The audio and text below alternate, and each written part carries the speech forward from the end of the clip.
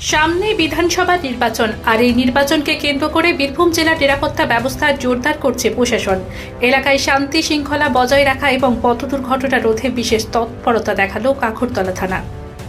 আজ ২৬শে ফেব্রুয়ারি বৃহস্পতিবার কাকরতলা থানার ওসি আব্দুল হানিফ সাহেবের নির্দেশে খয়রাসোল ব্লকের হজরতপুর হিংলো নদীর ব্রিজ সংলগ্ন এলাকায় চলল পুলিশের নিবিড় নাকা চেকিং। এএসআই প্রবীর পান্নার নেতৃত্বে পুলিশ কর্মীরা প্রতিটি বাইক আরোহীদের তল্লাশি চালান। মূলত অবৈধ সরঞ্জাম বা পাচার রুখতে বাইকে ডিগি সার্চ করার পাশাপাশি সাধারণ মানুষকে ট্রাফিক আইন সম্পর্কে সচেতন করা হয়। পুলিশের পক্ষ থেকে সাধারণ মানুষের উদ্দেশ্যে স্পষ্ট বার্তা দেওয়া হয়েছে, অতিরিক্ত গতিতে গাড়ি চালানো যাবে না। গাড়ি চালানোর সময় কানে ফোন ব্যবহার করা সম্পূর্ণ নিষিদ্ধ।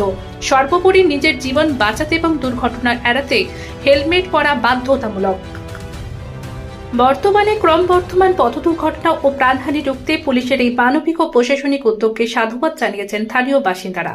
এলাকার শান্তি বজায় রাখতে এবং সাধারণ মানুষের নিরাপত্তা সুনিশ্চিত করায় ওসি আব্দুল হানিফ ও কাকরতলা থানাকে অশেষ ধন্যবাদ জানিয়েছেন এলাকাবাসী। খয়রাসোল থেকে সৈয়দ আব্দুল আলিমের রিপোর্ট, প্রাইম রিপোর্টার।